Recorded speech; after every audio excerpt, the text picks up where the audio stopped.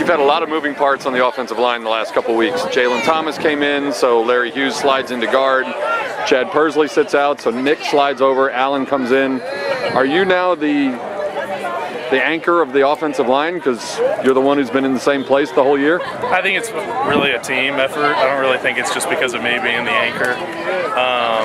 I think it helps to have some consistency, in the middle to be able to make some of the calls. But even if I wasn't in the middle, Barty has done a great job being prepared in practice for anything, because anybody can start at a moment's notice. It's always a competition. And the guys who are in there always do a great job no matter who it is. And it's a line. Coach Dykes has talked a lot the last couple weeks about all the moving parts up front. For you guys as a unit, what is the hardest adjustment when you've got different pieces coming in and out of the lineup like that? It's just a couple different pieces of people's play style. Like some guys are way more aggressive coming off the ball. Some guys like to get fit up and then really run their feet. And you just really use the week of practice to kind of get adjusted to the guy next to you. But we like to call it a fist. The 5 guys are all close together. When they're all working together, that's when you can really move the line of scrimmage and do great things.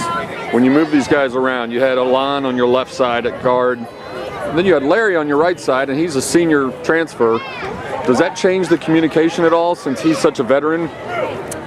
We make a lot of the same calls, but it does help sometimes just to turn to both of those guys and just let them know, remind them of our calls and what we're doing. This week you go up against Houston and you talk about their defensive line. It starts with number 10, Ed Oliver. First of all, from what you've seen, either last year or studying film, is he as good as advertised? Absolutely. He is the truth. What does he do best? He's a really great player. He plays laterally very well. He uses his hands. He's got great power, pad level. Easily a top 5 pick next year in the draft, and should be an exciting week. Does he remind you of anyone, like an NFL guy who has a similar style? Or Aaron Donald, for sure. High praise, since a lot of people think he's the best defensive lineman in football, right?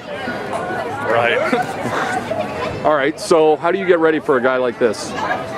Just tape studying film, and then practicing hard out here. We got to go against our best, and we've been doing a lot of good on good in practice, and that really helps us get ready for on Saturdays. Who impersonates him in practice? We've got Big Ken for his strength, and then we'll swap in some of the smaller guys for his speed and lateral movement. Have you reached out at all to Evan Brown to discuss the best way to handle that guy? I probably should, now that you talk about that. He did a great job last year. But Nick Latour also did a great job, and I'm happy to have him to be able to show me some of the stuff that he did last year. As an offensive front, is it as simple as saying if you can maybe not stop Ed Oliver, but if you can control him or contain him, that leads to a good day? Is it that simple, or am I oversimplifying it? If you can contain number 10, it leads to better things. It frees up some of the other guys to go make some plays, and we'll see what happens on Saturday. It should be a fun day.